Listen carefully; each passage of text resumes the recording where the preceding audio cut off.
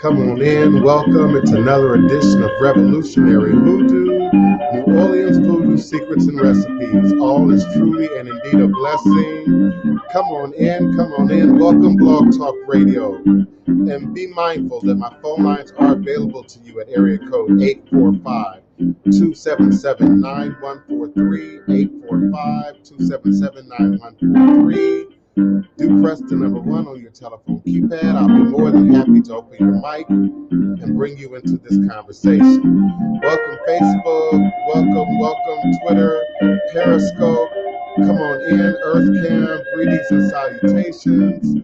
Come on in, all is a blessing. YouTube, greetings YouTube. Thank you so much for your time, your support, your commitment, and come back home to Africa. Greetings, Belgium, Australia, the UK, Canada, the United States. Come on in, Nigeria, Cameroon, Democratic Republic of Congo, South Africa. Come on in, Brazil. Come on in, Argentina. Welcome. Greetings and salutations. Truly honored, privileged, appreciative of this sacred space that we share at high noon, US Central Standard Time, here on many platforms. Greetings, come on in, welcome, all is a blessing. I appreciate you. My co-host will be forward momentarily. All is a blessing. Greetings, beloved Shamafia. Greetings and salutations. Thank you so much, Julia Birchinall. Greetings, beloved. Greetings. Thank you for taking the time out of your day to share with us in this shared sacred space. All is a blessing. Come on in. Greetings and salutations, ancestors be praised, the Most High be praised, the Oloye and the Orisha and Abasan and Olosi, and all those that inhabit the spirit realm be acknowledged, be praised. We come on in, this white and blue Monday, come on in. Those who are in the know and understand. Greetings. And welcome to another edition of Revolutionary Hoodoo, New Orleans Voodoo Secrets and Recipes. Spirit and spirit phenomena, spiritual manifestation. Let's talk about spirit and spiritual manifestation today. Come on in, greetings. Welcome, beloved. Peace and blessings to you and yours. Come on in. Welcome.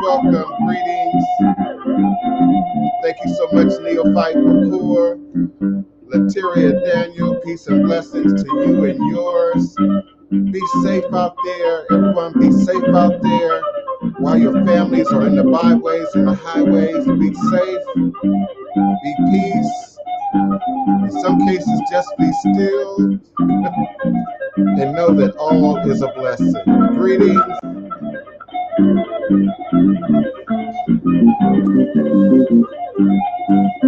Greetings, cousin. Greetings, Oloye. Ifawole. Greetings and salutations. Come back home to Africa. Come back home. Greetings, Kevin Brooks. Greetings. Grand rising to you and yours. Yes, all is a blessing. Truly honored. Always grateful.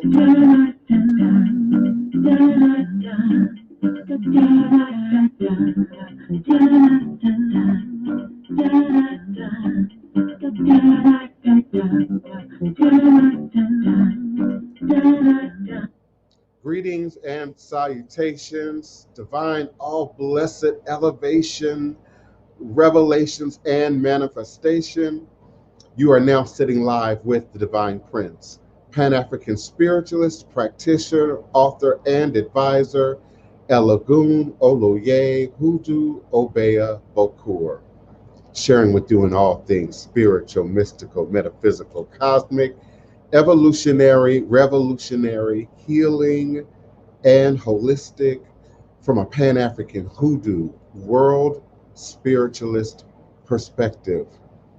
Understanding that all is truly and indeed a blessing If you can just see beyond the veils, for it is all just an illusion and a test at one of the greatest divine mysteries of this life cycle.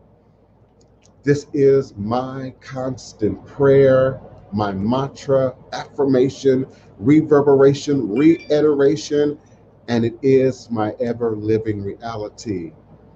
All as a blessing is crucial to the very foundation of my understanding, my teaching, my walk, my work, my demonstration along this divine, all blessed life path and journey. It is indeed how I, the Divine Prince, make sense out of all that we're challenged with here in our daily existence on Mother, Father Earth. And it is my personal place of power and inner standing, that place from where I begin, the place from where I realize and crystallize all my endeavors, understanding that I and I alone create and co-create my divine destiny, and I alone create and co-create my divine, all blessed reality. And so it is. Ashe. Greetings again this Monday. I always got to check the calendar because my days are just running together. This Monday, June 17th, 2021, and I am emanating and vibrating with you and for you now, live, virtually, verbally, cosmically, quantum universally, from this working temple of the house of the Divine Prince. Thai potions, Hoodoo Central, in this beautiful, historic, most haunted, and some would say most enchanted city in America, New Orleans, Louisiana, the land of my ancestors and those who came before me along this Hoodoo Obey life path and journey, passing down the great Obia stick, along with the knowledge of the life-giving herbs, roots, plants, rituals, spirits, minerals, indeed the rituals, the practice, the history, the stories, as our beloved Denise Augustine says, our sacred stories. And in this moment, in every moment that I'm given the opportunity, in every moment that came before, I am indeed grateful. I come in humility, I come in gratitude, I come in respect, I come in acknowledging the power that is voodoo, that is ancestors, and many of you have heard me tell parts of my story here. You know, I credit voodoo and the ancestors indeed with saving my life, for my raison d'etre, for my very being in this present moment in time and space. So I don't take it lightly. I take it very seriously. I handle it with a great deal of humility, a great deal of respect, a great deal of understanding that there is something greater than ourselves, something greater than me that is at work, that brings us all together in this unique moment in time, space, where indeed there are many things sort of competing for our attention. There are many things sort of competing to be the distraction. There are many things competing for the illusion of an issue, a block, a complication. So I've been taught, and so therefore I believe and understand and continue to teach that the spirit realm is more real, more evident, more tangible, more predictable than anything we can ever ask or think or imagine or create in the quote unquote physical reality. Indeed, without the spirit, there would be no physical reality. Indeed, for without connection to spirit, and let me be clear, that has nothing to do with your religion, your practice, where you may or may not believe yourself to be along the pathway, the journey of your spiritual destiny, but indeed from its most basic components, life, the universe, from its most basic components, vibrate numbers and math and equations that absolutely speak to the realness of the reality that we often don't readily perceive, the reality that we often sometimes even confine to just imagination or to just the dream state or to just these are my own inner thoughts. They may or may not, resonate with those around me. And so we conceal, we have for generations, we conceal, we tuck away, we don't say, we don't tell, we limit the sharing, of these experiences. And so sometimes you can feel as if it's just happening to you. You can feel as if I'm only the one that's seeing and or experiencing, shifts in time, shifts in reality. And so there are indeed mathematical, scientific, physics-based, quantum metaphysical-based reasoning behind our ability as both divine and human. Divine, being born of spirit, having parents, ancestors from the sky, from the spirit realm, but also being human, being a product of nature, being a product of this uh, degreed system of laws that we all adhere to, gravity and such, within the physical plane dimension. So allow me my humanity, allow me the opportunity to make mistake, and then to be able to speak to it and or address it. And in so doing, we treat ourselves in a very similar way. How much do we allow ourselves to be spirit and to operate in that realm? And how much of our time do we invest more in just what's physical? Again, assuming that there's some kind of great divide between spirit manifestation and real world, real time, in this moment, result oriented spiritual manifestation. So I'm going to bring my guest on. I appreciate my cousins and their time and their support and their commitment to not only, sharing their own ministries, with the world in this format, but also being here to support me in doing so. And if you don't already understand, it's a job. It's a bit of a job. So I'm asking a lot of them. I don't want it ever to be lost, in this process, that I'm grateful for you all taking this time out and understanding sort of what we have at our access. Um, I'm going to talk a little bit more in a minute, but I want to allow the both of you this Monday, this white and blue Monday, June 7th, 2021, to offer your greetings and salutations. Maybe you have a word you want to say, leading into the topic. And then we'll talk a little bit more with our community about spirit, spiritual phenomenon, and particularly spirit manifestation. I'm grateful to be here today with you all and share this day, share this time with you all. As today is the Oshe of Obatala, I share with you this prayer. Chief of the white cloth never fears the coming of death. Father of heaven, forever rule for all generations. Gently dissolve the burdens of my friends. Give me the power to manifest abundance. Expose the mystery of abundance. Father of the sacred grove, owner of all blessings, increase my wisdom so that I become like the white cloth. Protector of white cloth, I salute you. Father of the sacred grove. Ashe, Ashe, Ashe. Ashe. So as we enter into today, and we enter into this day of Obatala, a day of clarity, a day of peace, tranquility, a day of understanding and divine wisdom. I pray that Obatala, the energy of Obatala, the spirit of Obatala will be with each and every one of you today, that you'll manifest all of those aspects of Obatala in your life, any one, any two, any three, any, all of them into your life at this time, so that Obatala will bring forth to you all the blessings of life, all prosperity, wealth, and abundance, all the joys, all that which in your life that you wish to create. As we look at Obatala as the one who is like the creator, the one who came to this realm to develop this realm, those that find themselves with the opportunity to create, the spirit of Obatala then is with you on that.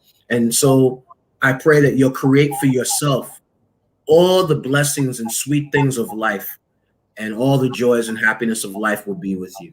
So blessings to you all, and I look forward to the conversation today. Ashe. Asheo. Greetings, Mom. Peace and blessings. Thank you so much for your presence and your question.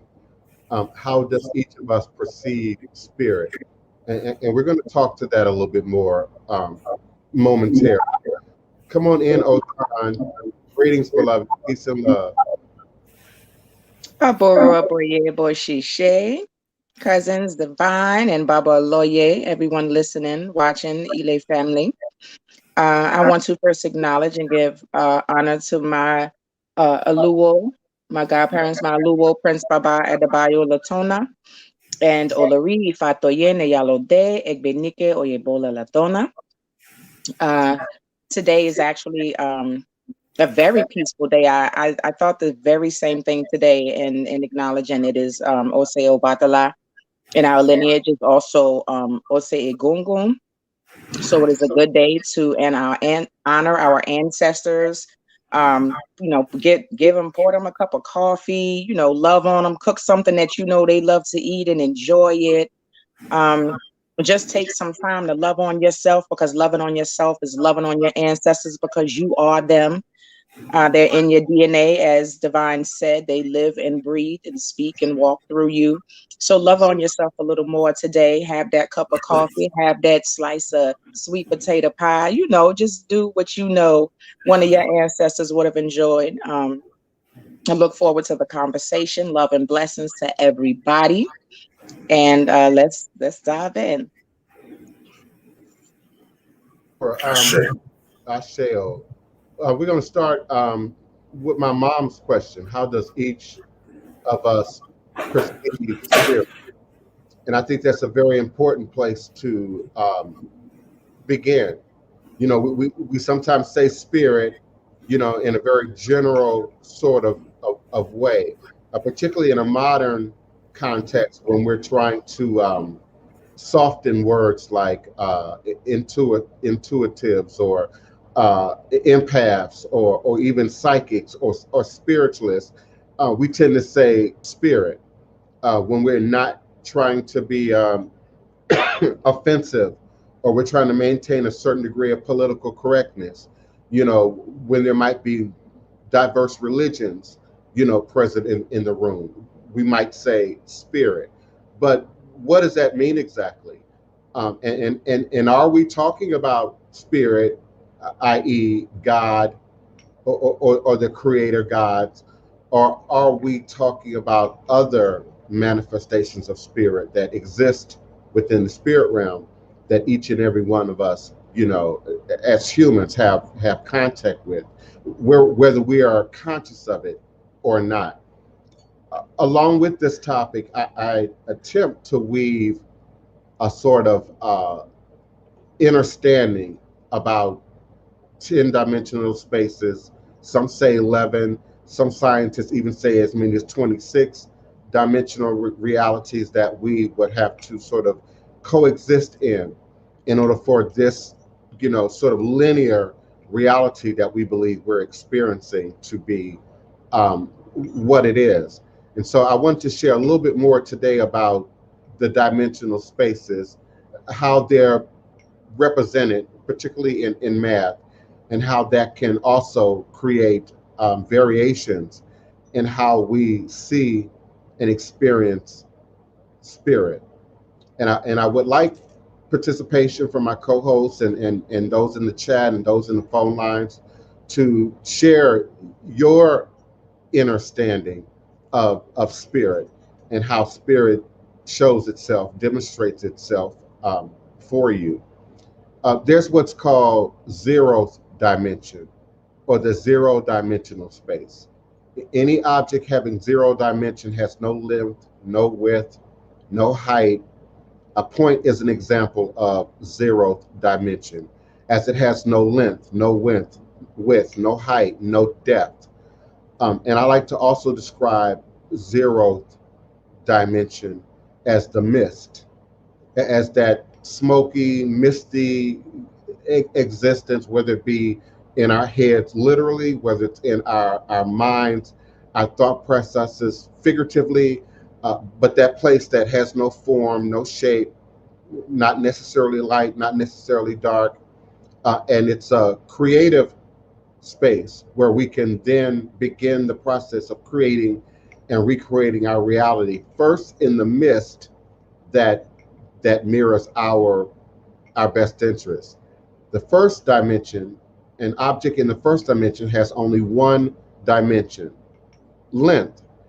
If we connect 2 points, then we get a line having only one dimension. So a line is an example of the first dimension having no width and no height, but only the length dimension. I also remember being taught in school and math somewhere that the shortest point between any, the shortest distance between any 2 points was a straight line. And again, a line is an example of first dimension having no width, no height, only length dimension. Someone living in a one-dimensional universe will only be allowed to move in the forward and the reverse directions, forward or backwards. There will be no existence of anything to the left or to the right in first dimension. Now we will know what we mean by second dimension. Flat figures like a square or a triangle are two-dimensional objects. These two-dimensional or 2D objects have no zero area, but their volume is zero as there is no height. They have only 2 dimensions, length and width. So these are known as two-dimensional or 2D objects. A person living in a two-dimensional space can only move on a plane. In other words, he or she can only move in forward, reverse, right, left directions, but not in the up and down directions. So his life will be limited to a plain surface. Everything will be flat with zero height in such a universe. Some daily life examples of a two-dimensional world are screens of televisions and mobile devices, mobile phones. Although they appear to be a three-dimensional world, but actually this world inside these devices is confined to a flat screen, having no real depth, no real height. Third dimension, and if we add height or depth to a two-dimensional object, it becomes a three-dimensional object. A three-dimensional object has no zero volume. A cube or sphere or geometrical examples of three-dimensional objects. We live in a three-dimensional world where we can move in any direction in space as per our wish. We are free to move in forward, reverse, up, and down directions. And I want to remind you of something that I mentioned maybe the last show or even before that in relationship to this topic. It is indeed those first 3 dimensions that we have the most control over, that we have the most opportunity to move, push, operate, create, recreate a reality that mirrors our best interest in the physical realm. But 4th dimension occupies time. And time is a dimensional space unto itself. Time is considered the 4th dimension. And as I just told you, we live in a 3-dimensional world where we are free to move in any direction in space. But without the 4th dimension, the time dimension, no events can take place. Without time dimension, nothing will change in the world. Time is the way for 3 dimensions to change. It is the time dimension that allows the objects to change their position and location in space. Without time, the whole universe would look like a snapshot forever. as we are living in a three-dimensional world, so we have no control over the fourth dimension, that which is time. We are forced to move only in the forward direction with time. But a person living in four dimensions will be able to go in any direction in time, like past or future. He will have control over time dimension as he is a person of four dimensions. So these were the first four dimensions that can be perceived by humans. And now we are going to discuss higher dimensions that we cannot perceive, although they exist. So starting with the fifth dimension, as I just pointed out, we cannot perceive dimensions that are higher than the fourth dimension because they exist on a subatomic level. These higher dimensions actually deal with the possibilities. But why we cannot perceive higher dimensions, actually these dimensions are curled in on themselves in a process known as compactification. But how these higher dimensions are imperceivable, let me explain it by giving you a simple example. When we see a rope from a large distance, we only observe it in one dimension, and that is its length. But any insect moving on the rope will also see other dimensions of the rope, like its thickness, for example. It will observe the fine grooves and roughness and circumferences of that rope that could not be seen from a distant observer. If a person were living in a world of five dimensions, then he would be able to play with time in different ways. He could move either in the past or in the future. It would also be possible for him to be present at different locations at the same time. Some people refer to that as astro traveling. Even doppelgangers from the Germanic context.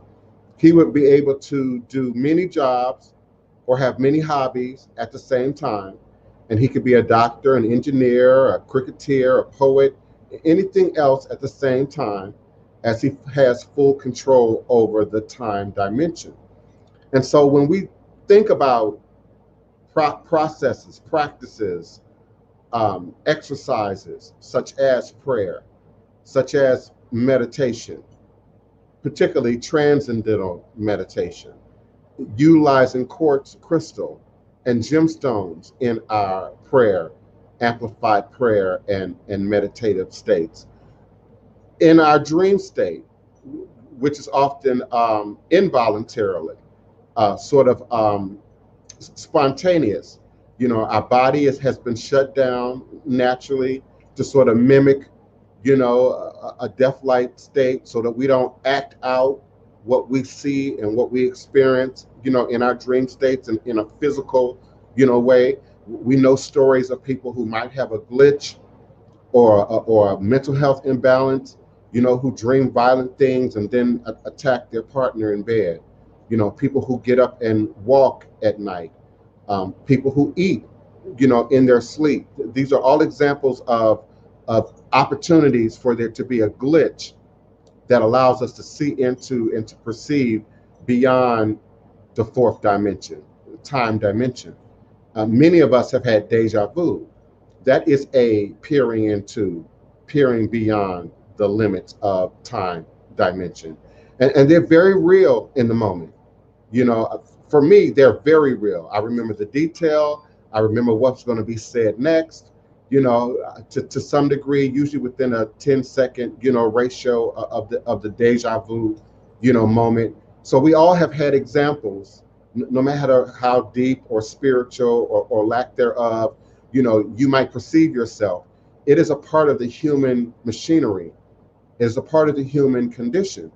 And that's why sometimes we leak talk about extraterrestrials and higher advanced societies and cultures, quite possibly existing in one of these dimensional spaces, these dimensional worlds, and having access in and out of our time zone, our time space, and create glimpses into heaven, glimpses into the future, premonitions, precognition, intuitive experiences.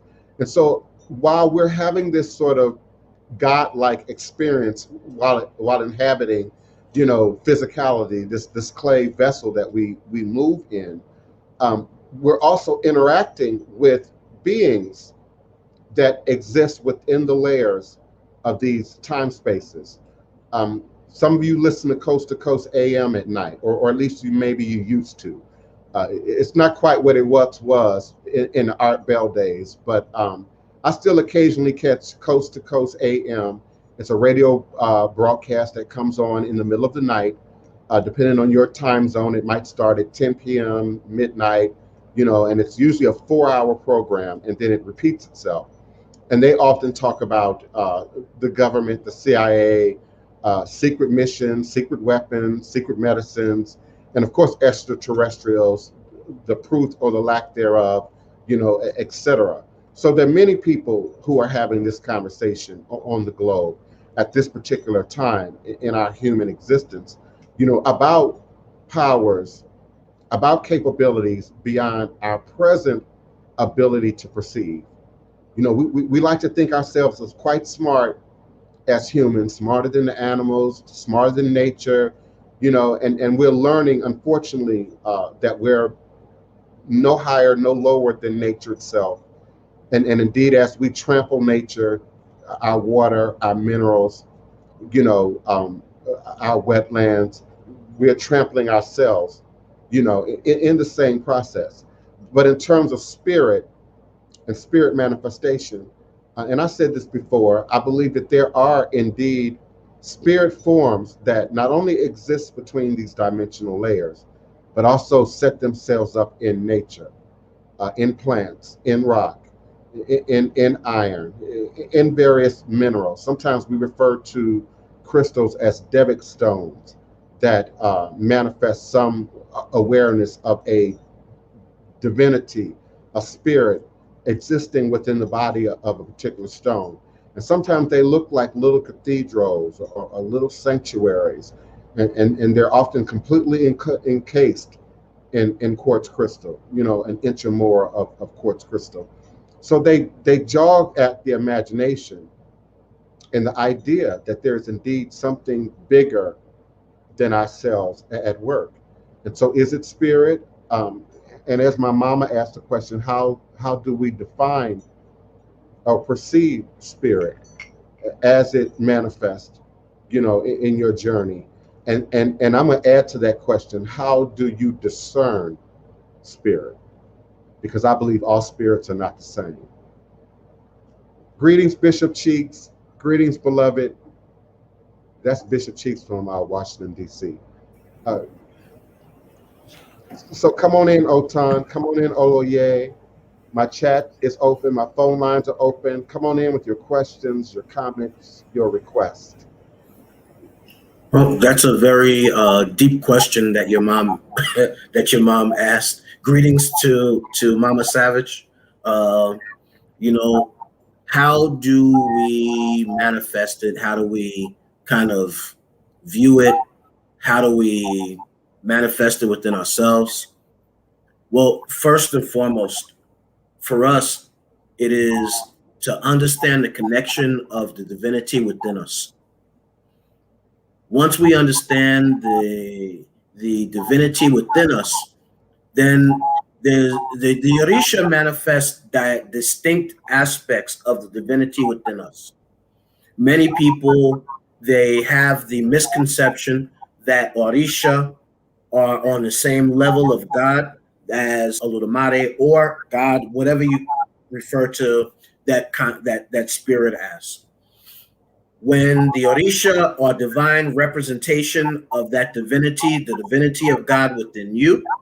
So when we approach the Orisha, we're approaching it as maybe this aspect is something we have to now lift up in our life. It could be that we have to now come into a place of maturity, a place of wisdom, a place of peace and tranquility in our life. Maybe on this side, we have to now look at ourselves in a place of beauty. We've gone through all of these things, and we've now seen ourselves in a light that is not in the best way for us to live it, to uphold it, to elevate our conscious. So when we look at Orisha, we're looking at the elevation of our conscious through the divinity within ourselves, as per each thing or representation that Orisha manifests within us. So now, how do we know that that is working for us? Well, for us, one perspective is we're giving Ebo, we're giving offering to that spirit to make that spirit stronger within us. And over time, we begin to see the various changes in our life. Not everything happens overnight, of course, not in any of our spiritual traditions. But over time, if we continue the work with that particular energy within us, the divinity within us, and we begin to see certain changes and things coming to us that we're praying for or meditating on, all of that is inclusive, the prayers and meditation that will allow us to facilitate what we are trying to manifest. So it is all about our method of thought, the method of thinking, and then the confidence behind that method of thinking that then manifests the beginning of something starting. And then it's the work that we have to do thereafter in order to facilitate the rest. Mm-hmm. So I'm hoping that answered at least part of that question that Mama Savage asked. How do we do that? And then for us, it's all about the work. We have, when we do these ebos, maybe a verse of scripture that comes to us that says, in order for this particular thing to manifest itself, you have to make this particular sacrifice.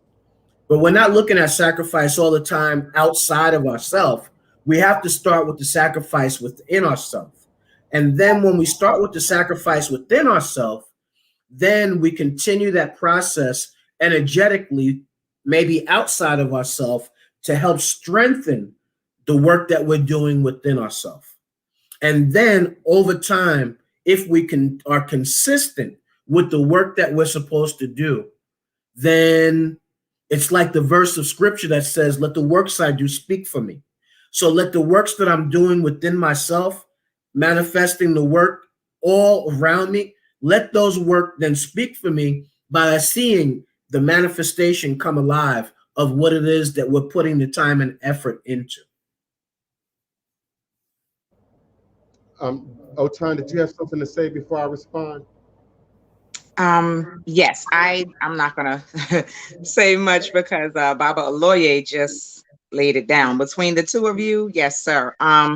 Firstly, greetings to your Queen Mother, Mama Savage. I would say with the question in spirit, it also depends on the conversation and how you're referring to it. As was said, it can be used to be politically correct depending on the conversation, and you may have different people there gathered of different spiritual faiths, and it's just to keep it generalized so everyone is comfortable in conversation. As far as the connection with spirit and understanding spirit, as Baba Oloye said, that requires work. It's not that you're going to wake up one day and everything is going to be understood and you're going to have this connection that you can work in and out and know how that goes. It's a process. It takes time.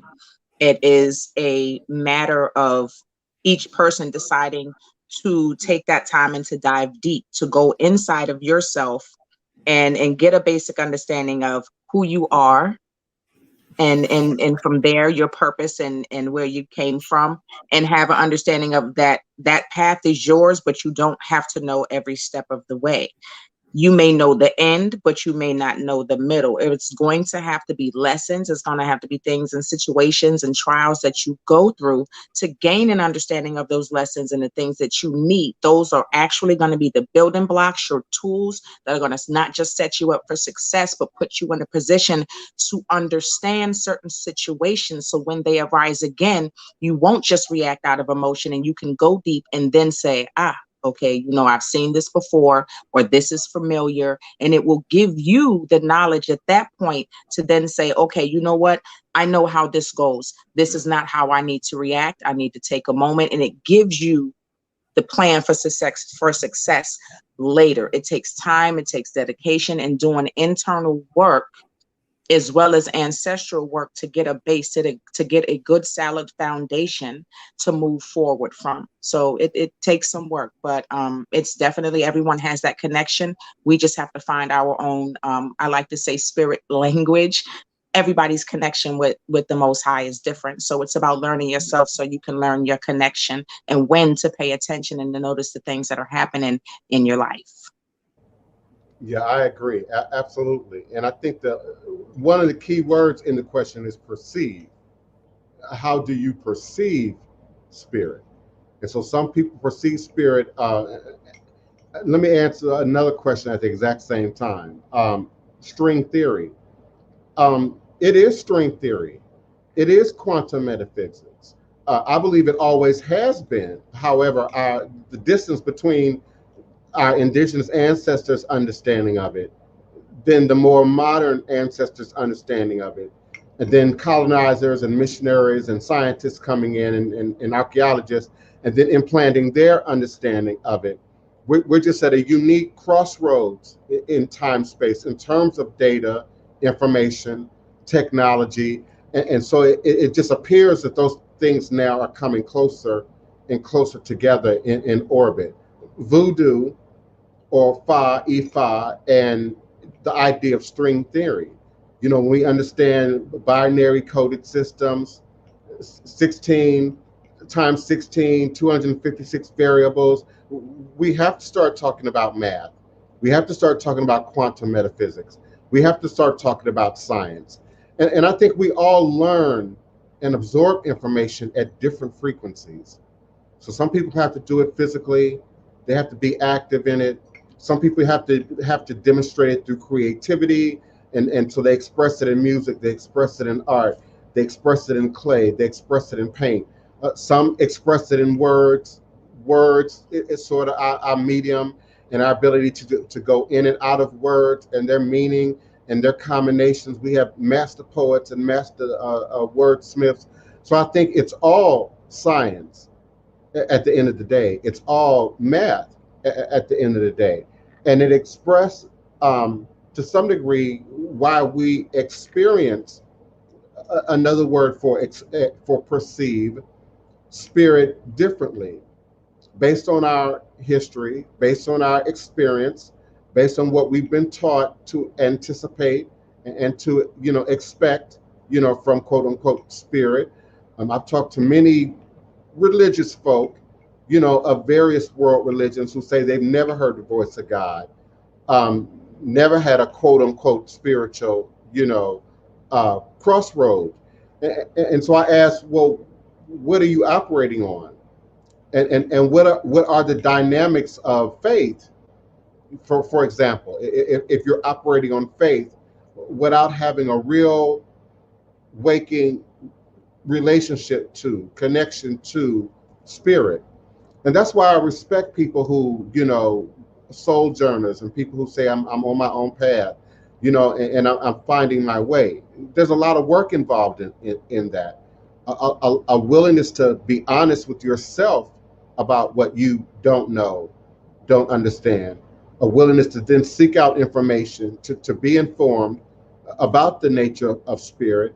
And I don't think you can do that without, virtually traversing the world in terms of religion and practice and cultural, manifestation.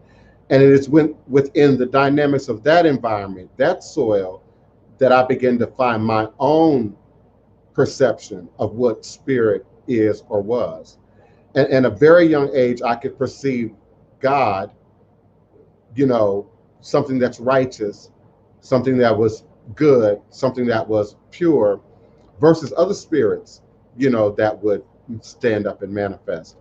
I had I don't know, maybe a 2-hour conversation yesterday with Bishop Cheeks, a private conversation, obviously. And we talked about a lot of this, about, being in that quote unquote religious environment, whether it's the church or the mosque or the synagogue or the non-denominational, and actually being able to perceive spirit and spirits moving through that space.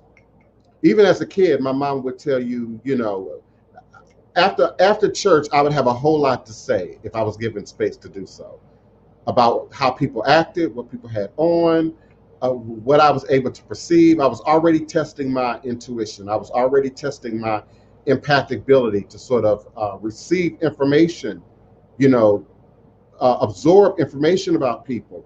And so as a kid, I may have come off as a bit of a gossip to my mom.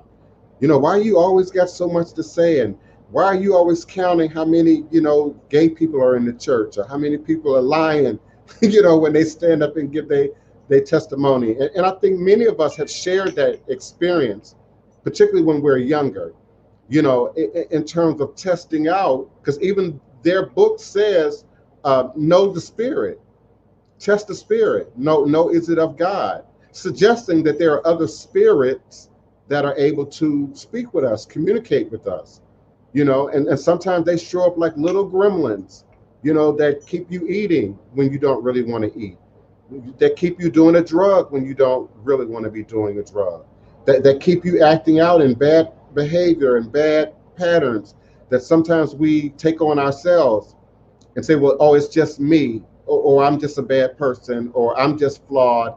And there's no education in this culture about spirit and spirits and what that manifestation should look like.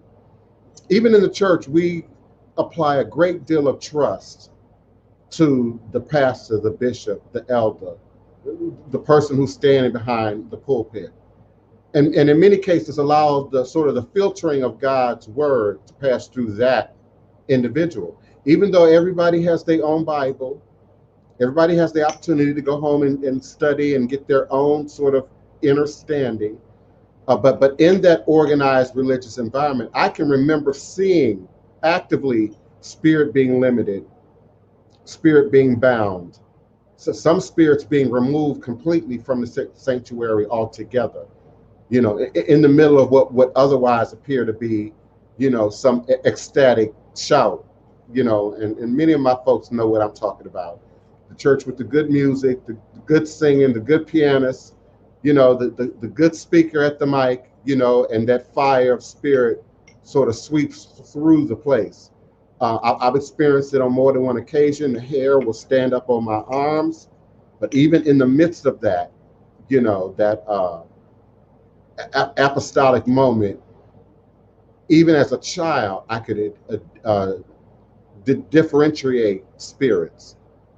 And I knew that some of those things that we were seeing were not of God, or were not godly, or were not appropriate. Maybe they were just worrisome, but were not appropriate, for that moment. Sometimes it was a distraction. Sometimes I could see, the devil mocking God and mocking humanity, in that moment. And we see the same thing in voodoo. Voodoo possession rituals. Haiti, Louisiana, we see a very similar thing. In their times that the drumbeat will pick up, people will have had, one or two libation, and so your barriers are down. You've supped, libation that has been anointed, that has been prayed over, that has been blessed. And many people will collectively go into an ecstatic trance or ecstatic possession, or a shout. But not all of them are bringing down Oloye. Not all of them are bringing down Orisha, and so there are signs, there are codes, there are behaviors that we look for. There are tests sometimes, by fire, by water, to determine if, you just putting on, or if indeed an Orisha, Oloye, is coming through you. But there's very little open conversation about those spirits that are quieted down or shut down.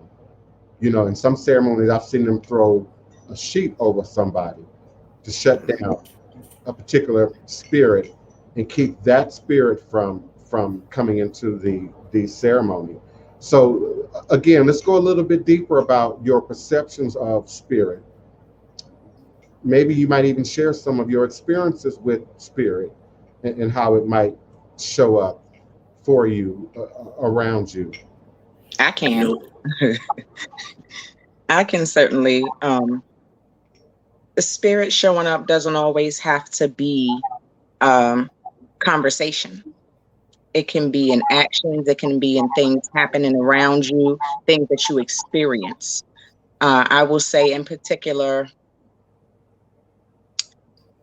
maybe 7 or 8 years ago, I was sitting, coming out of I guess, a small strip mall, and at some of these places, they have traffic lights for when you want to come out of there. And I was waiting at the traffic light to turn left out of the strip mall. Across the light from me, the cross traffic had the light, and directly across from me, there was a gentleman that was pulled over by a police officer. And they were talking, and his hands were just fidgeting. And I literally just felt like I needed to get ready. And I don't know why. It was just a feeling that came over me. And I'm looking, and the officer was nodding, and he was backing away to his vehicle with, I guess he had the guy's license. And I'm looking, and the guy keeps looking in the mirror, and I'm like, don't do it. And sure enough, he hits the gas and takes off to try to get away into the cross traffic. So I see a huge pickup truck slam directly into him, and he begins to spin right in my direction. I mean, he's coming. I can't move because there are vehicles behind me, and there's a vehicle to my right. So I literally can do nothing. So I just scream, God, and I leaned down, and I covered, like, not my whole face, but just my arm, because in my mind, he's going to hit me. So I leaned down, and I'm looking down towards my gear shift, and I see this whole dark shadow go over my car, because it got, like, I can see, it's sunny outside, so it got dark. And I'm like, and I hear screeching and kaboom, and I'm still waiting. And I look up, and the car is still behind me, but to my right. And you're not going to tell me that car just got to me, jumped over, and is now on my opposite side behind me, but did not touch me at all. Nothing.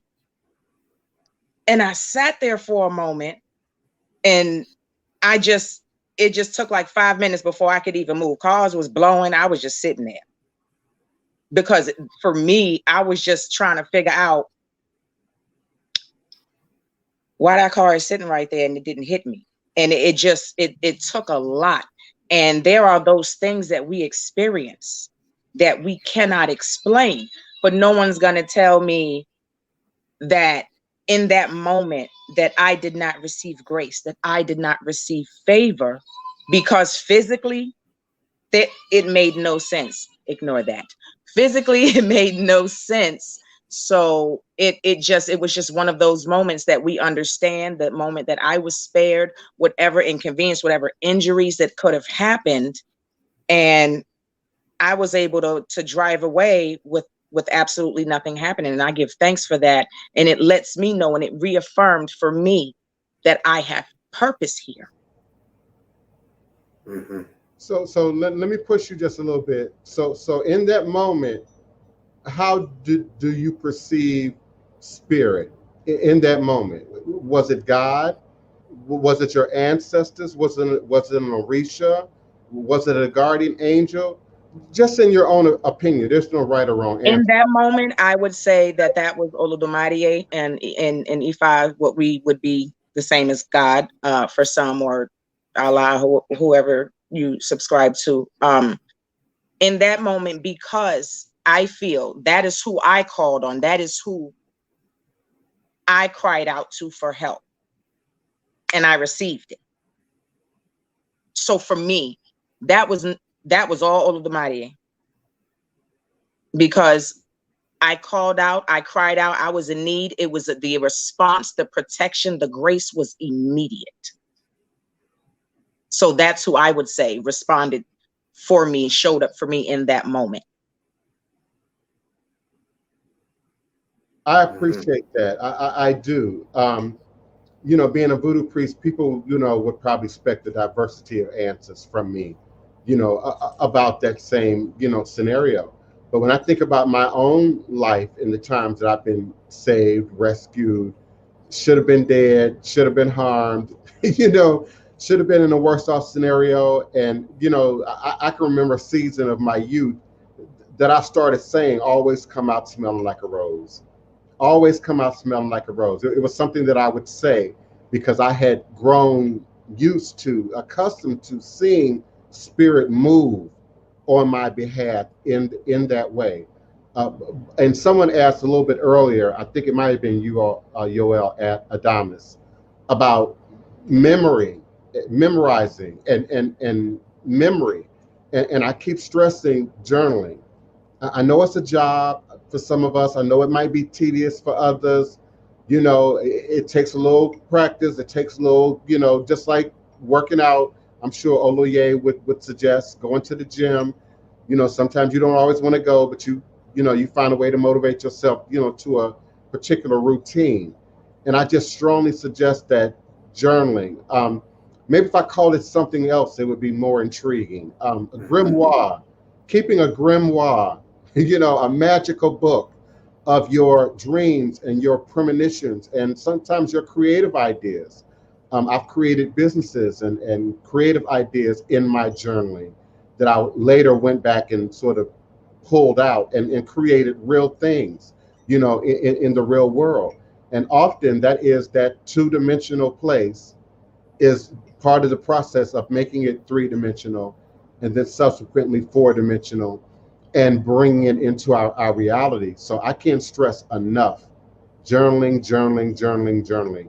And any of us who are professionals, who are operating ministries, ELAs, spiritual houses, healing centers, we got to journal more than the average person. You know, we got to be our own executive secretary, our own administrative staff. You know, we got to write down what we're doing, at what time we're doing it, who we're meeting it with. You know, we've got to be organized to some degree. And so writing things down helps to organize even the head and how we are able to process things. Writing some things down, give them a place of priority or importance, and then allow us to go back into that spirit realm, those higher octaves of dimensional space, and create and bring that reality into this one that we wish to seek. There was a time that I would always see or dream a property before I would lease it or rent it or move into. You know, I would go out and, you know, choose about a half a dozen or so places that I had in mind.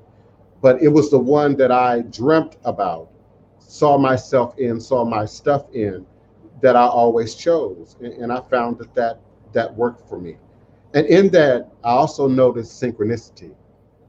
Another form of spirit manifesting is synchronicity.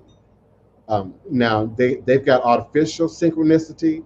So some of us might talk about some things, share some things, and then the advertisements on your Facebook page, the advertisements, you know, attached to your email. I'm not talking about that, but I'm talking about, you know, moving from one location to another and then having similar addresses, similar numbers.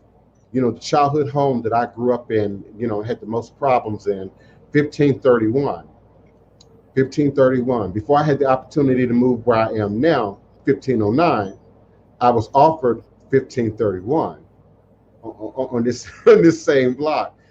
On the corner, the house that I grew up in, 1531, also sat on the corner. And so it wasn't meant for me to reside there. You know, and when the most appropriate opportunity came forward, it tapped me on my shoulder and asked me, do you want to live in this house? You know, and so synchronicity, repetition of numbers, repetition of imagery. Sometimes me and my sister Wapani will just have the deepest spiritual, quantum metaphysical, you know, conversations, and then something will be repeated in the news. or something will be repeated in mainstream society, or even some prediction being made within the confines of the group, then manifest some way. So there are all kind of ways that spirit manifests, not just our creating the manifestation of spirit, which is important because you can indeed fine tune your cipher to receive a greater degree of energy that's in your best interest. I don't believe in luck. Since childhood, evangelical Christians didn't believe in luck. The Black Spiritualist Church didn't teach luck. So I grew up being detached from that word luck. When I think about even Ajay Oloye, I think about prosperity. I think about abundance, but luck don't necessarily be one of the first words that comes to my mind. I believe that an anointing of something can be placed on a person, place, or thing. It can be conferred upon, just as we confer ashe upon a person, place, or thing. So I think prosperity absolutely can be captured, can be contained, can be invited even. But I no longer sort of believe in the randomness of luck. All things happen for a reason. All things manifest in their most appropriate season. Sometimes the good that we think we perceive is not necessarily in our best interest. And that's why I like talking about spirit and spirit manifestations, because there are indeed spirits that will feed our flesh, that will feed our sense of greed, our sense of gluttony, I desire of I have to have, and I need, and I want. And there are spirits that will feed that energy. And depending on where you are, in your consciousness, you might perceive that as a good thing. Oh, my luck kicked in, my blessing kicked in. But all things that appear good aren't necessarily good, in the long term. So again, was it of God or was it of some other spirit? And then who? And then what? And see, that's why, I did that video about tarot cards and Ouija boards and, even shells and palm nuts. They're not toys. They're not something that we sit around and play with, when we don't have anything better to do. I believe that you're absolutely turning over destiny. You're absolutely turning over life paths every time you turn over a tarot card. Every time you cast your consecrated shells just willy-nilly. That's why it's a taboo about reading yourself, and overreading yourself. You can absolutely manipulate your own destiny, through our own ignorance, through our own lack of self-control, through our own, being unaware, and create dynamics that draw certain spirits to us. And those spirits need to be fed and placated sometimes, and so they require us repeating certain behaviors, certain experiences, over and over again, getting the same result, but somehow being stuck, on the treadmill of time continuum. Am I making sense or am I rambling to y'all? No, you're absolutely making sense. I wanted to also address, I saw a comment from Craig Burns about could premonition be attributed to spirit in his dreams having some unnerving accuracy on occasion. And absolutely, as you've heard here today, journaling. Journaling not only helps you with recollection and helps you, understand the messages that are being given to you. Journaling also helps you build your confidence, because a lot of the times we can talk our own selves out of knowing what we know. When you have a dream, when you begin journaling and you start seeing the synchronicities, when you start seeing the consistency and the things that are showing up multiple times, and you start putting things together, there have been times, I'm sure a lot of people were thinking about something and they're going, oh, well, no, it couldn't be that. Well, maybe it's this, that, and the third. In that moment, you are chipping away at your self-confidence. In that moment, you are taking away that power from your ori, from your gut, from what you know that is right. A lot of the times our first thought and reactions can be the correct one when we're paying attention and taking account of all angles of a situation. So when you're reviewing something, when you're thinking about something that is happening, as you're journaling, as you're going over the entries in your journal, and it starts to connect the dots, don't have that doubt. Understand that it was given to you for a reason, and that connection, that piecing together that you're gathering, that you're gaining over time, is building your self-confidence in you and your connection to spirit. Because at the end of the day, you have to learn that connection. You have to learn that language in which you received your messages. Because as you do that, you will then begin to decipher what messages is coming from who. You'll know whether it's coming from one of your ancestors. You'll know whether it's coming straight from Oladeji or straight from source. You'll know because you will have that experience. You will have that self-confidence in knowing and the trusting in your gifts to know how you receive it for yourself. Because before you can do anything for anyone, you have to be able to do it for you. So you have to be able to understand how spirit is talking to you, which spirit is talking to you, and how to decipher those messages. You have to learn it for yourself, because for everyone, again, it is unique. So absolutely, premonition, Craig, can be attributed to that. It is part of it. And as you journal, as you learn how spirit connects with you and you receive your messages, you'll understand more how it comes through in the manner in which each communicates with you. And let me be clear, I agree with my mother. You know, it has a lot to do with what spirits we're allowing within us. And some of y'all really need to just stick to the Holy Spirit. Some of y'all really need to just stick to Jah and to Allah and sort of master that. Because, you know, wanting to sort of go out and encounter all these other powers and spirits, you know, all willy-nilly, you know, without any real training, without any real knowledge, without any real spirit, it's dangerous. And I think to some degree, you know, when I think about, you know, my past life and sort of the circle shout, you know, and the ushers coming to form, you know, sort of a ring around people, I think some of those spirits needed to be contained. Some of those spirits needed to be held down, you know, and some of what people are releasing, you know, in these ecstatic moments needs to be released. It doesn't necessarily mean that it's, you know, it's an oracle for us to hear or to follow, you know, or to listen to. And so I believe there is a degree of order that must take place even within us when addressing spirit, when questioning spirit, when speaking, you know, to interact, you know, with the diversity of spirits. And so, you know what I'm about to say next. Your ancestors are your front line of defense. Absolutely your front line of defense.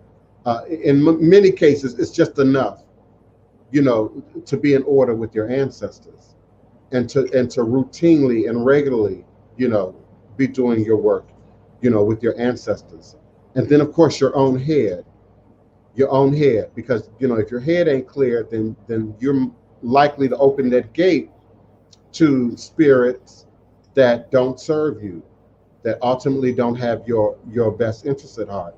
So I think it's always difficult to have this conversation without considering mental health in the dynamics of what some people are seeing, witnessing, and experiencing. And as a practitioner, it's not easy.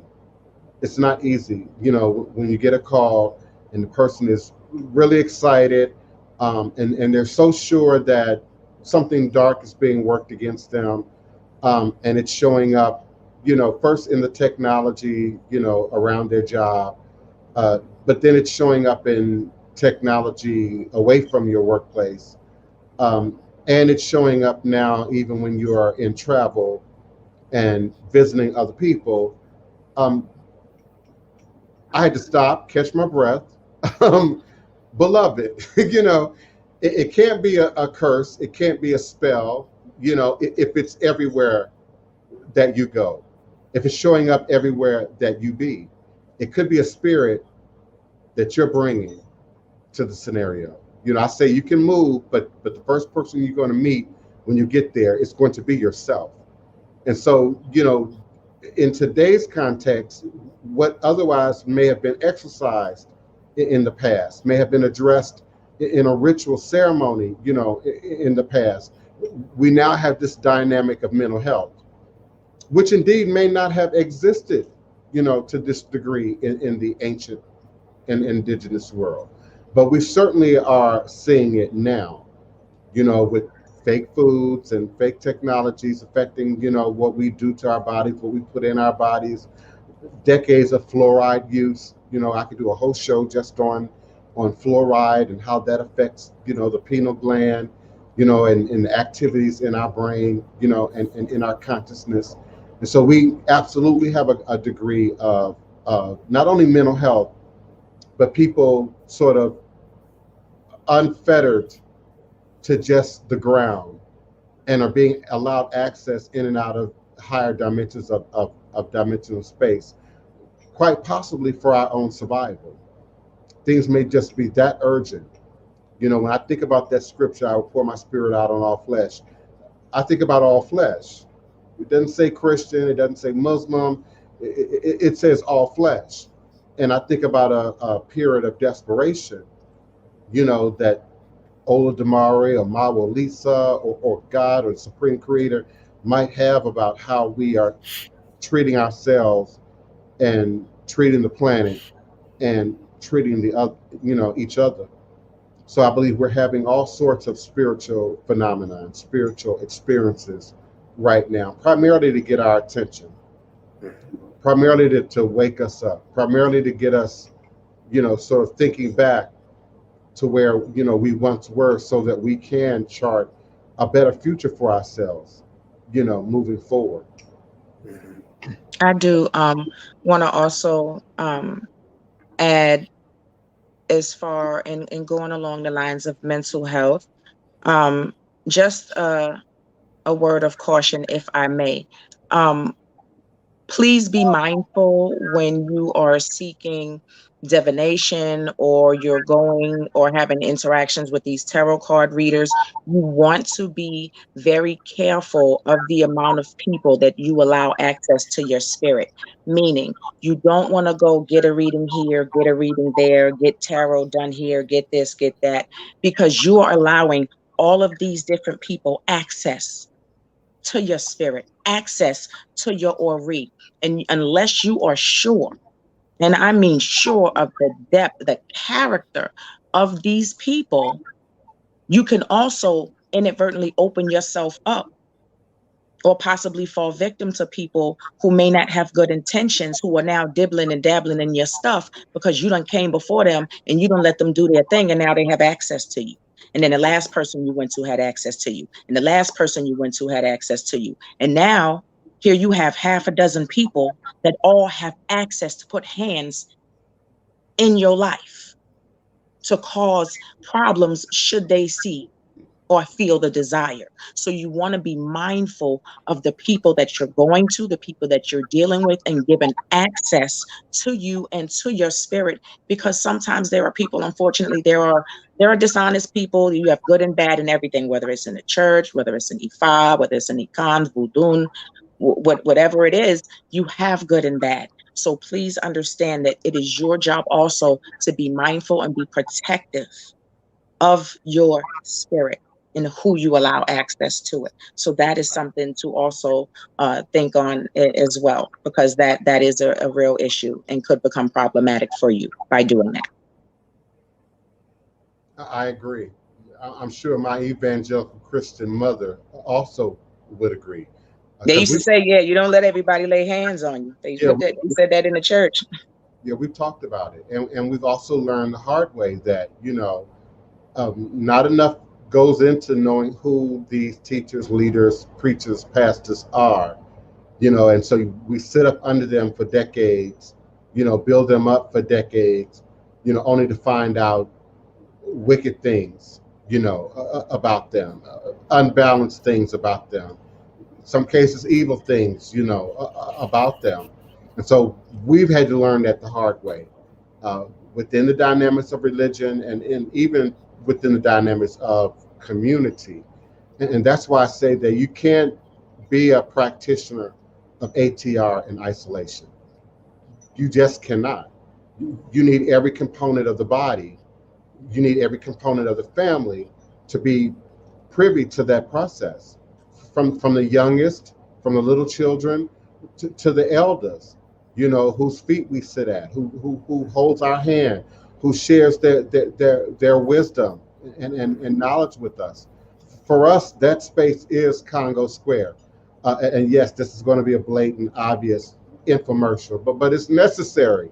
That sacred space for us is Congo Square, and not just for Treme, not just for historic Treme, not just for New Orleans, not just for Louisiana, but for American history, Black American culture. And our footprint has already been reduced in terms of Congo Square. Our footprint has already been reduced and manipulated in terms of the dynamics of Treme, the first free Black community in America. For those of you who do not know, that's what gives Treme its power. Gospel, jazz, blues, voodoo, food, drumming, dancing, culture, all born, on that sacred ground that we call Congo Square. So this is not just a fight to stop Mayor Cantrell and the city council from destroying what's left of our legacy by putting a municipal building like City Hall into the middle of the park, but it's also about the damage that it would cause subsequently to the remaining community. And it's a big story, and I'm not going to recant the whole story right now. You can go back to previous shows. I will absolutely respond to you off air if you really want to know more about what's happening. But then just behind me, a block and a half away, is that I-10 Claiborne Bridge, which was first put up to destroy this historic community of Treme. And now roughly, 50, 60 years later, now they want to tear it down, that they are now gentrifying Treme and surrounding communities. We sit right across from the French Quarter. What separates me from the French Quarter right now is Congo Square and Armstrong Park.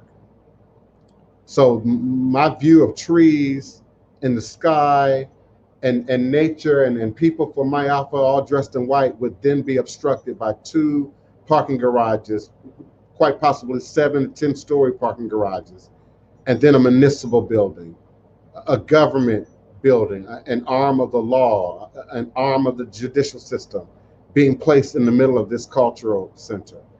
And we've done the homework. That's not being done in any other city in America. Where City Hall is located is strategic. In every major city, in every small town in America, is strategic.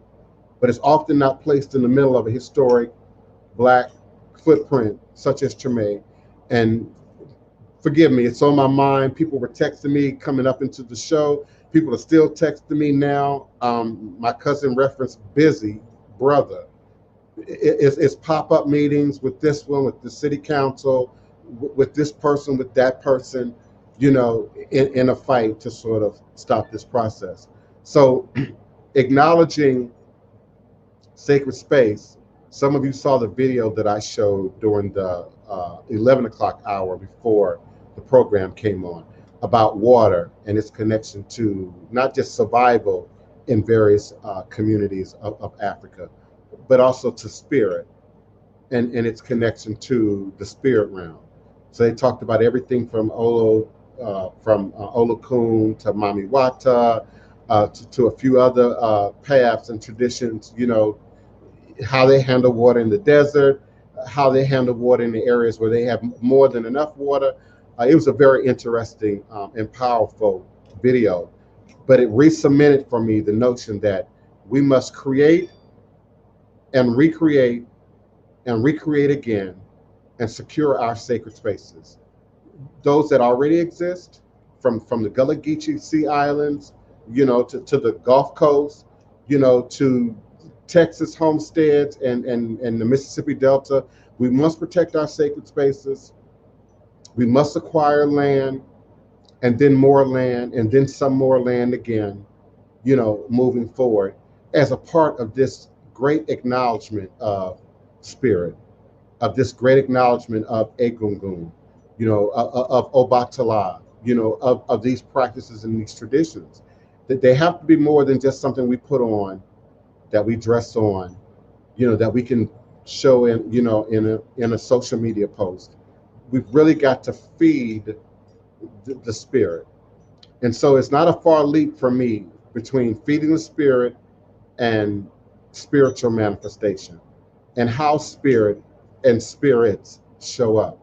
Absolutely, God shows up for me. Absolutely, the Holy Spirit shows up for me. Absolutely, the Loa, the Orisha have absolutely showed up for me. The ancestors have shown up for me. And it's only by way of practice, memory and memorizing, journaling and writing down, that I've gotten to a place of discernment of spirit and being able to judge and determine. Sometimes it's as simple as a look.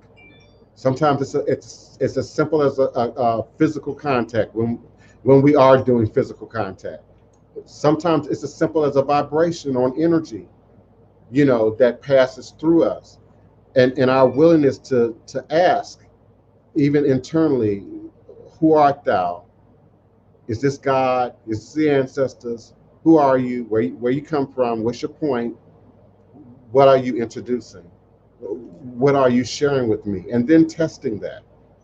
There's no more evangelical Christian notion than the idea of testing the spirit. Knowing is the spirit of God, or is it of some other source? And then clarifying its purpose. I feel like I'm doing a lot of talking today, y'all. Am I? No, you're absolutely fine. You're absolutely fine. Oh no, okay, that question is for Baba Oloye. What question is that? Anthony X, are there forms of meditation or transcendence specific to Ifa? You can find that in the Yoriki, which are like praise poetry. You can find it in meditation. Meditation is just that deeper connection, a quiet connection. We lead. I now am leading guided meditations, which allow people now to just go deeper within their own conscious and maybe resonate with particular aspects, whether it's Ori, whether it's ancestors, whether it's a specific Orisha, because we're trying to deal with a specific area. Like if I want to deal with a person that has to go through a lot of healing, I'll deal with Oshun or Olokun. If I deal with even Obatala, but if I want to deal with something that deals with tranquility and peace within, I'll deal with Obatala. So between the Oriki, our own divine prayers are that must be very intentional behind the prayers. Then as well, you add to that. Then later on, if we have to go into Ebo or something like that, it's kind of different. But for meditation, definitely you can be meditating through the Orisha. You can be meditating through your Ori. You can be meditating through a Gungun. All of the above. It all adds into a deeper relationship. It's all about relationship. Let me go back just a second on some things that were talked about. For us in the tradition, we make deeper connection through various ritual work and various initiations. In order to align ourselves maybe with Oshun, Olokun, Obatala, Ogun, Shango, or Ya, whatever the case might be on any of these Orisha, we go through ritual and initiation for these Orisha. When we do such, there's certain things done in the initiations that allow us a deeper connection with that particular energy, that particular Orisha, that help us to energetically bring more power in that space, in that area, and with that Orisha.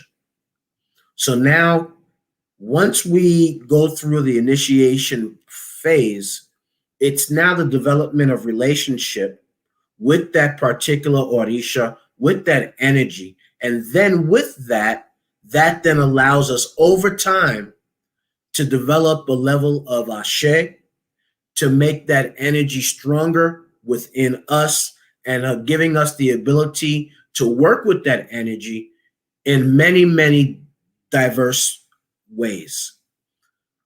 Each energy does not have to be worked with singularly. They can be worked with multiplicity of various Orisha in order to bring a whole to the situation and circumstances that you might be dealing with, or the connection that you are trying to manifest in a closer relationship. There is nothing different than that in Christianity, because everything in Christianity then goes to the development of a deeper relationship with Jesus the Christ. And how do you do that? You do that through your divine work. You do that through your prayers, your meditation, all of the above, just like we do when we're dealing with Orisha. It's done in a different way, but still, the way I view Christianity is an ancestral practice. Because every time that you are calling the name of any of these prophets, they are no longer here. But when you call upon them, you're calling upon their energy and their consciousness and all of those areas within you, or within the realm of what you're working with in these prayers. And then you're honoring the contributions of these particular prophets. So you're connecting with those prophets in a way that illuminate within you that energy that allows you to manifest what they manifested back then. And so it is the same as us now doing that with Orisha and developing a closer connection. But with us, it's done to particular rituals and initiations that bring the Ashe, that sit the Ashe of that energy, of that Orisha within us. And can I add to that, cousin? Of course. Once I say it, you're gonna agree immediately to where I'm going. Mm-hmm. One thing you didn't mention was rhythm, music, harmony, the bata drums, the dance. Because originally the question, I think, was about transcendental meditative states in Ifa. So if you're chanting Orisha, you know, and I still haven't figured out, is it a chant, is it a prayer, is it a mantra, is it a spell, or is it all of those things? Yes. When we chant Orisha. And yes. So even if there's no bata drums going on behind you, repetition of saying a particular prayer develops a rhythm, especially for us. Yes. Rhythm is natural to us. Even in the memorizing, you know, many of us don't speak Yoruba as a first language. So we're speaking words that we don't fully understand yet, or we're still in the process of learning yet. So often we're learning by sound, by rhythm. I can speak and sing whole Haitian Creole songs, but I can't speak Haitian Creole fluently, but I can sing them and have the right tonation, the right accent, the right rhythms, the right beats. And so it does bring us into a trance-like, transcendental-like state when we are chanting a mantra, chanting a prayer, chanting an oriki, doing certain ritual activities routinely or in procession, you know, to one another. And as my cousin eloquently explained, it allows us to mimic or even mirror to some degree the abilities of the Orisha and those higher powers that vibrate through us, you know, each and every day. I started out talking about inter and intra dimensional space. And I think I stopped at the fifth dimension. I'll pick it up again probably in another show. But how each of those dimensional spaces allow us a different degree of mobility, because indeed it is mobility, movement, that denotes time space, where something is at any given moment, in time space. So, Muslims have a very ritualized prayer practice, how they get up, how they kneel, how they prostrate.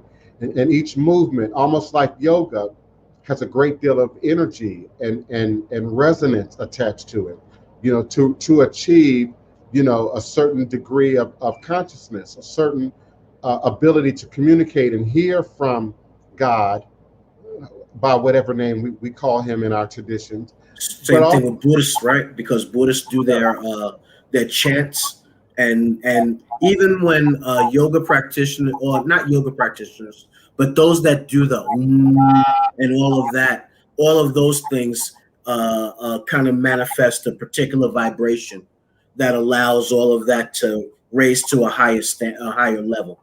Am I correct on that? Yeah, absolutely. Those of us who have small children, you see it in your children.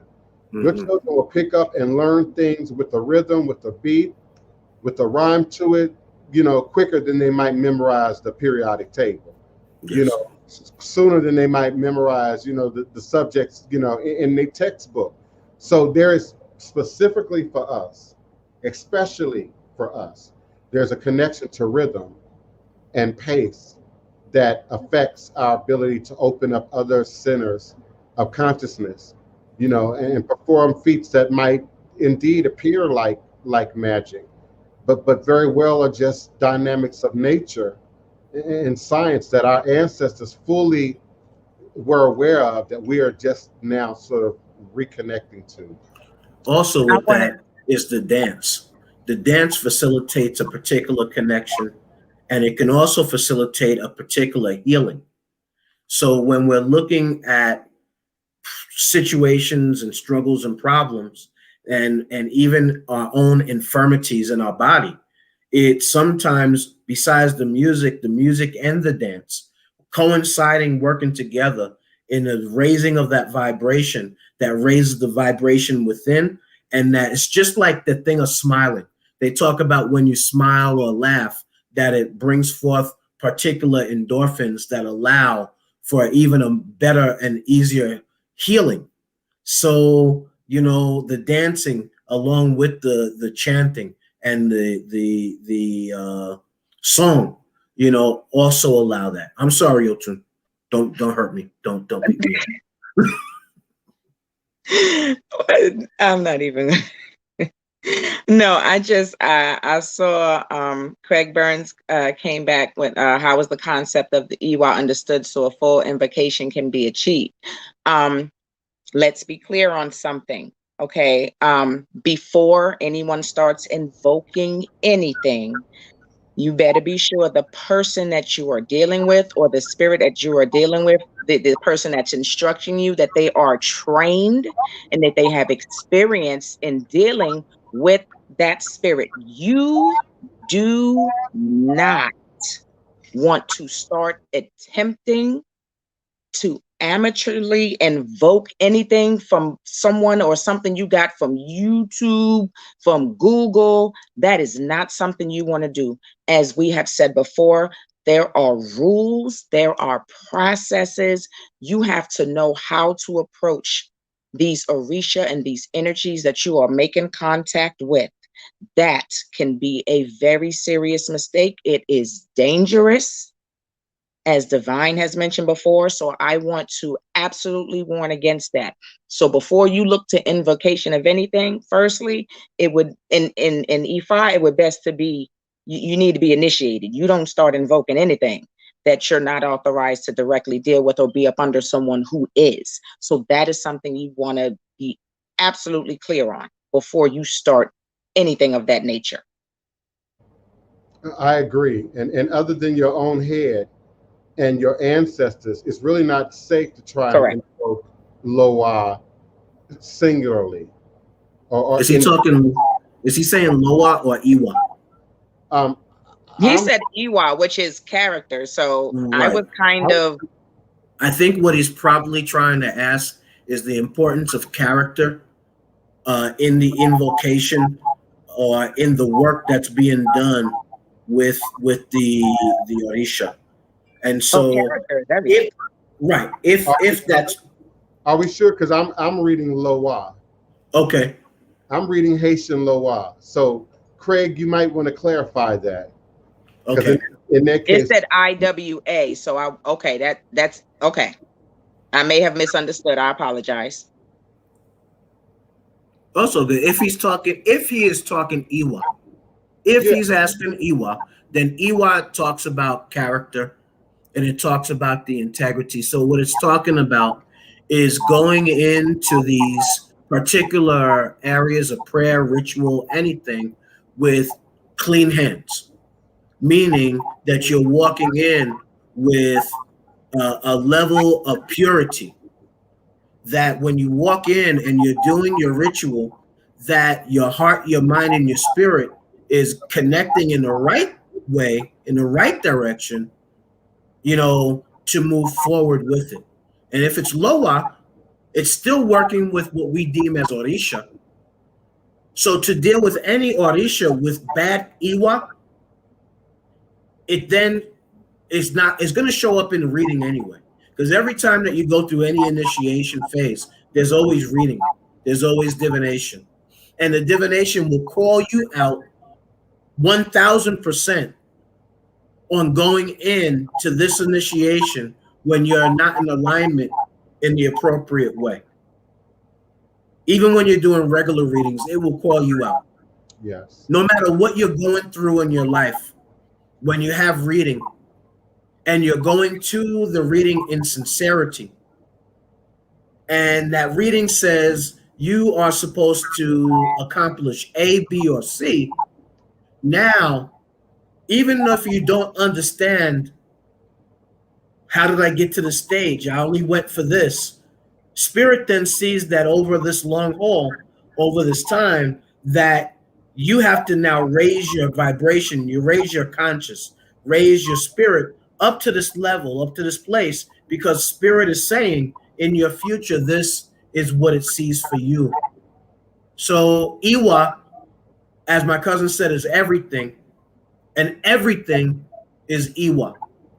Now, not everybody has an agreement on how maybe you will receive something or how they receive it in relation to you. But there's a time that you have to be very, very obedient, even when nobody else understands your journey or your path. And it can be an extremely lonely, hurtful, and difficult time. But elevation of who you are brings that, and you have to be able to deal with that, because then you can't lead others if you can't manifest and deal with that yourself. So Iwa is all about how you deal with what the creator, what Orisha, what your Ori, what your ancestors are seeing and trying to raise you to. I hope that kind of makes a little sense there. It made sense to me, and I think he did clarify he was talking about Haitian Loa, but I think it still applied from either perspective. It still applied. Knowing what you're bringing to the table, being honest about what you're bringing to the table, be clear about the process that you are being introduced to, that you are initiating, and acknowledging the rules, the protocols, the steps, that have been tried many times before you. And that sort of leads into the next question, the difference between trance and mounting. Yes, someone can indeed go into a trance, see visions, hear things audibly from spirit, maybe like the Christmas story, the ability to see Christmas past, Christmas present, Christmas future. That can happen in a trance-like state.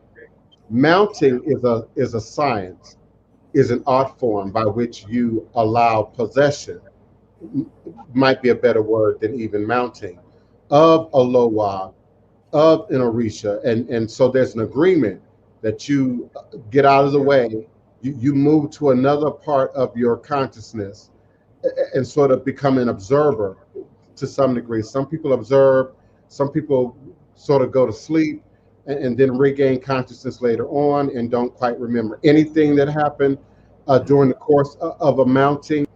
But mounting says that you sort of get out of the way and then you allow spirit to come forward and operate, heal, speak, share through you. When we think about the church experience, we see people coming to the level of trance, perhaps, ecstatic shout, perhaps, but we really don't see mounting.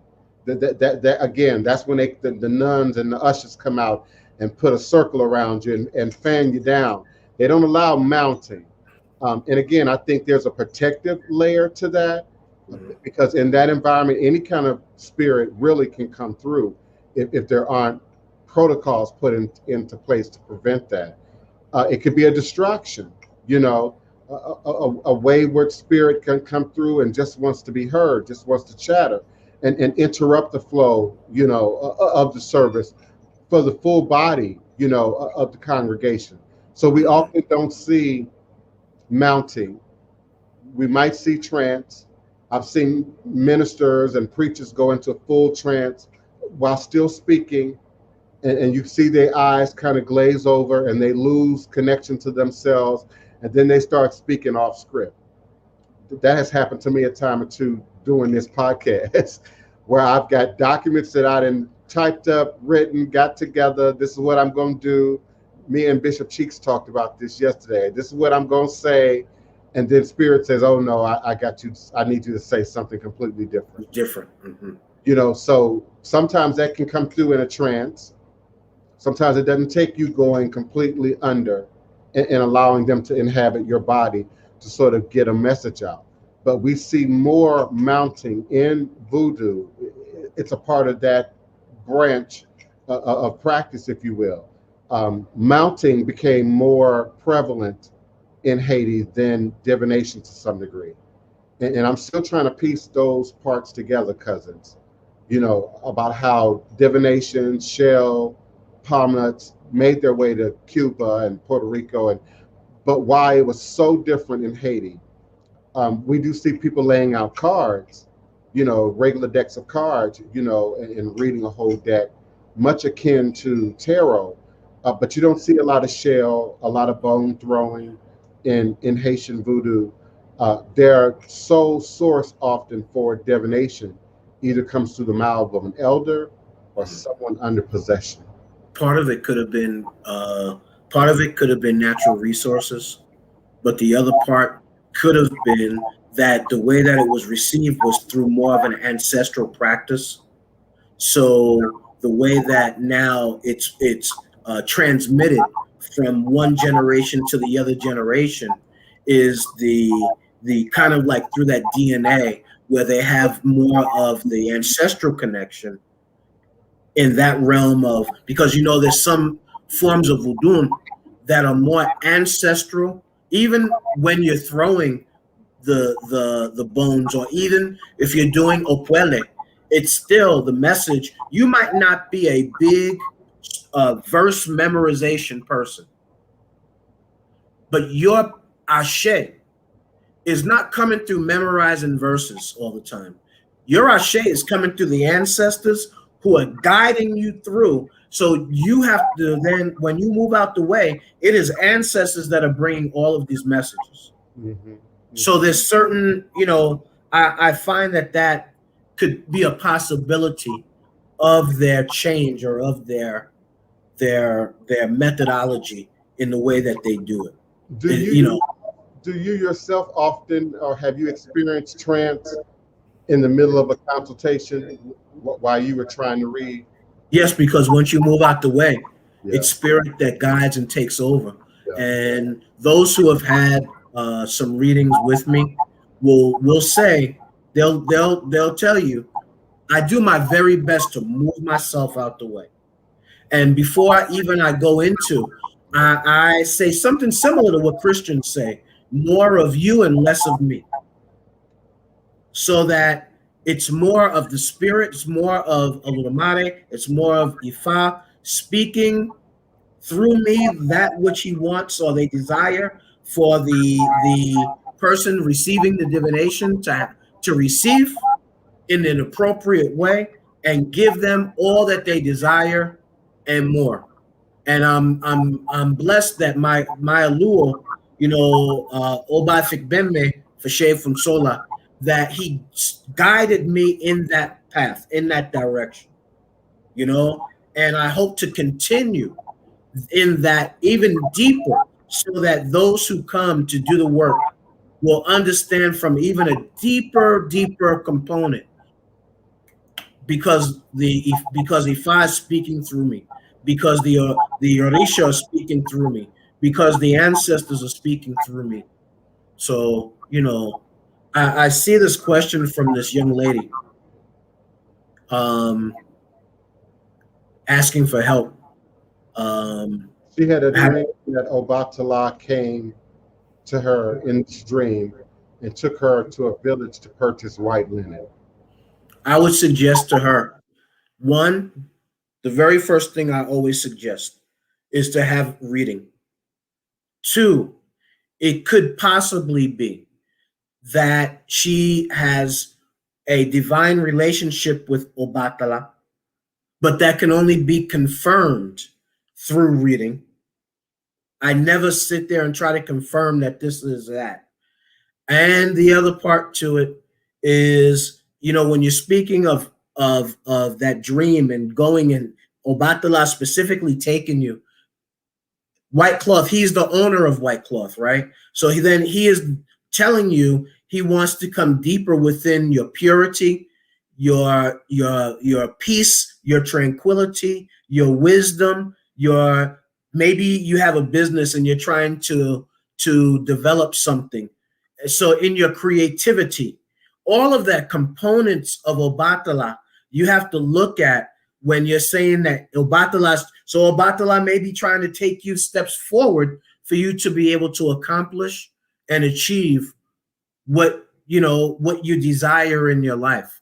But really, you should only be, it can only be saying that for certain by going through divination. Involve conversation and suggest you receive divination for clarity. That can mean so many things on endless levels. Basically what you said. Oh, okay. Yes. Yes. One of the things that's very important is like a lot of people have feeling that this Orisha is working with them, or they have this affinity with this Orisha, with that. No problem with that. If you desire to do a table, have it made beautifully for Oshun, or maybe this particular thing you got all white and you want to do something for Obatala, you want to do something for Shango, for Ogun, no problem with that. But just understand that there is a process to a connection on different levels. One connection might be receiving an Orisha. And then the next level will be actually initiating into the Orisha. And then in that, there might be other levels that you go higher to receive chieftaincies in those Orisha. So according to where you are on the thing, you might want to at least have reading and let Ifa speak the message that Ifa has for you. And Obatala, if it's meant to be, will come through that message because it will come through that particular Odu Ifa. And then you'll have a better understanding without a gray area of what is being shared with you. And again, always keep a journal, of what you're dreaming before and after that, what spiritual experiences, you may be experiencing, right before that and after that. That can also be useful in clarifying the message, the meaning, when these things take place in a dream. It could be anything from protection, to healing, to self-work, to higher vibratory, rates of information, that you might now be stepping into. But by all means, seek an elder practitioner, who can throw Odu and give you a clearer, understanding of what's being said, what's being spoken. I appreciate all of you, and I just want to clarify. I just feel like I should. Anthony X, on the last show, I did say that in reverse. I did speak Marasa when we were talking about Simbi, and then I spoke Simbi when we were talking about Marasa. So I want to apologize for that. I was distracted. I'm just human, and it's a lot going on back here, when the show is going on, and particularly when a question is asked that might not necessarily be the topic that we're discussing. Just allow me to be human. I do make a mistake, every now and again, and yeah, after I went back and viewed it, I did speak Simbi when I should have been talking about Marasa. And then I talked about Marasa when I should have been talking about Simbi. So I wanted to recognize that live on camera, because it's in the archive now. And people are going to see it and they're going to hear it. And somebody's going to say, oh, he said that all wrong. Yeah, I said that all wrong. I just, dyslexia, I just reversed the two. But the answers were correct. I just gave them in reverse of how you asked me the question initially. And yes, Yo Adams is correct. Any type of mounting, any type of possession, one, was never done in isolation, was never done by some isolated practitioner. It was always done in the confines of a group, and not just, having bodies present, but people of varying degrees of study and wisdom and experience within the traditions, again, from your young to your elders. So everybody becomes a part of that moment. Everybody becomes a part of that experience. And so, yeah, there's a protective ritual process that's done, from lineage to lineage, from house to house, to ensure that negative things aren't getting through, problematic things, aren't getting through, troublesome things aren't coming through, in many of these ceremonies. And, even if you're watching them, on YouTube, whether it's in West Africa, here, Haiti, the participants are very aware, and they're often watching, and they're looking, and they're judging, and they have an understanding of how certain spirits come through, what their signs are, what their language is, what their food, tastes are, what their behavioral tastes are. And so they're matching up the behavior of the person being mounted to their wisdom about a particular power or spirit. And if it's unrecognizable, then they seek to shut that down. Or if it was uninvited, they seek to shut them down.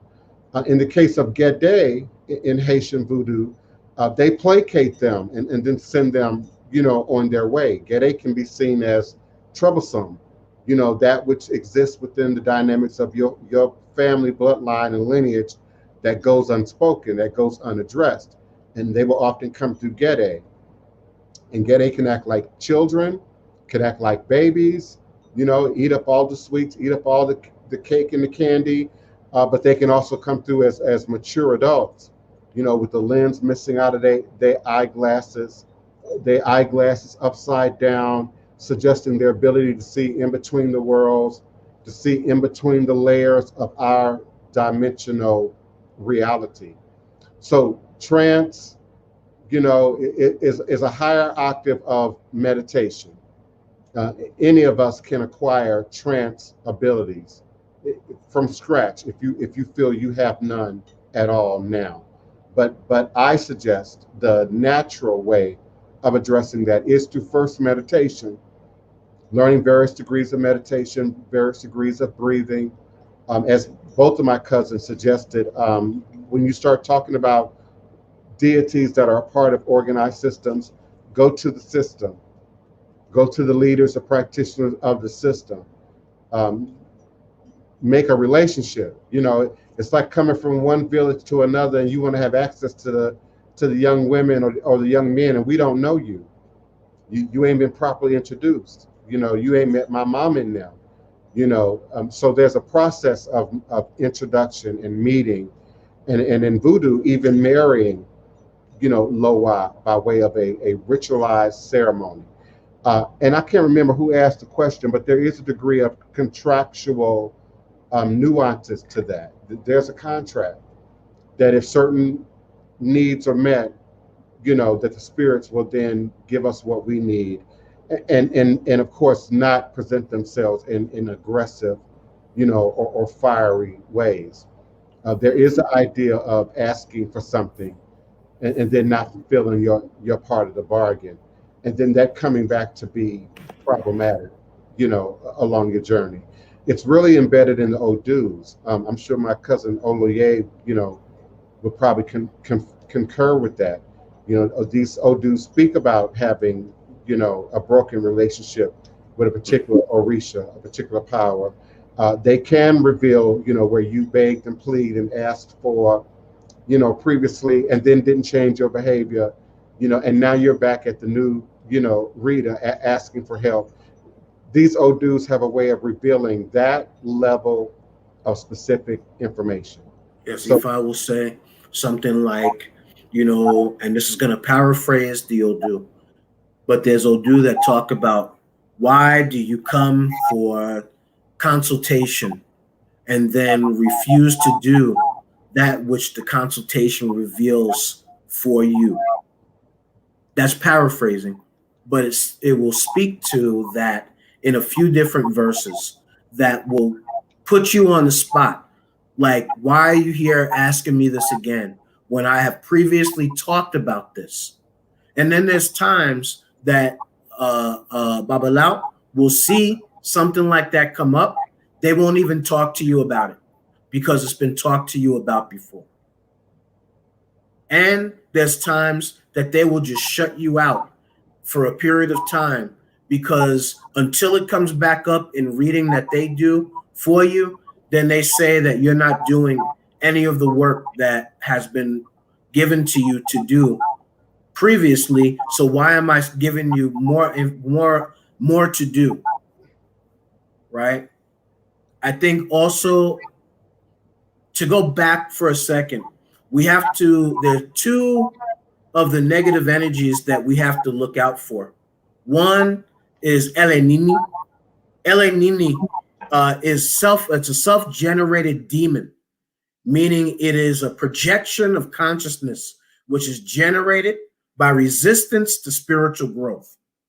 That, in essence, is what I'm saying sometimes when the Babalau will look, and especially if that verse comes up, why are you coming to me again when I've given you this message before, time and time again, but you refuse to acknowledge or follow what is being told to you?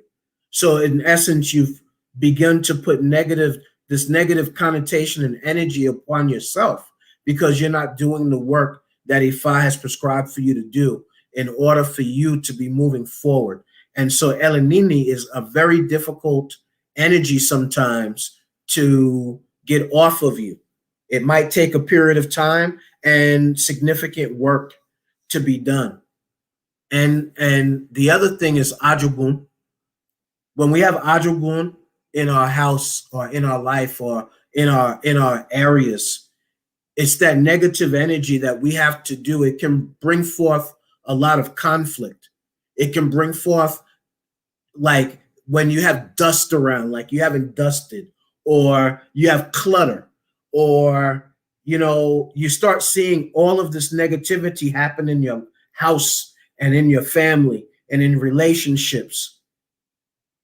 And if I will tell you in verses, you need to deep clean, because there's Ajogun that are in your house that are causing you conflict.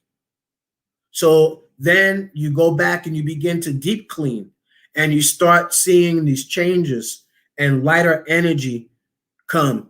I don't know whoever feels lighter energy after they do a very good deep cleanse in their house, and the whole energy around the house changes, and then the whole energy around the people in the house changes. So we have to then look at it holistically, and we got to look at it. One can cause change in all other areas of our being. That physical thing of cleaning can make change in our physical life, also in our mental, in our emotional, and then also in our spiritual.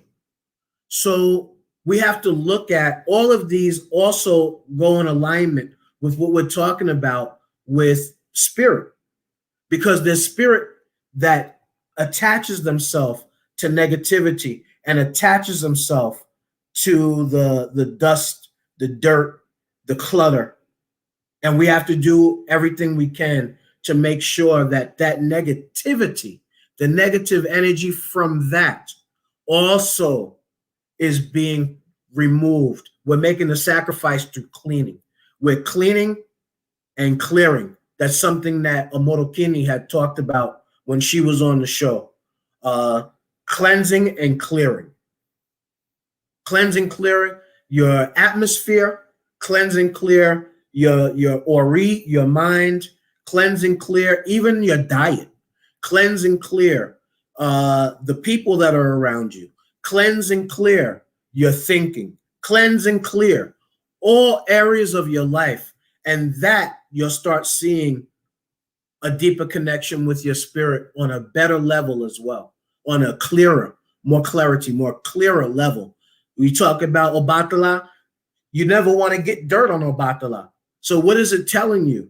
It's telling you to have cleanliness in all areas of your life as best you can. And always be working to make yourself, your area, your life even more clean.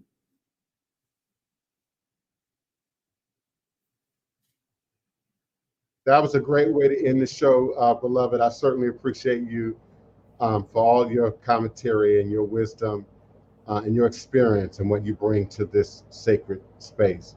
I appreciate my cousin Otun, Ifatomiwa, and her love and Iami power and showing up and being a part of this broadcast. I got to keep it real short. I've got house guests on their way. So I invite you all to join us again on Wednesday at high noon US Central Standard Time.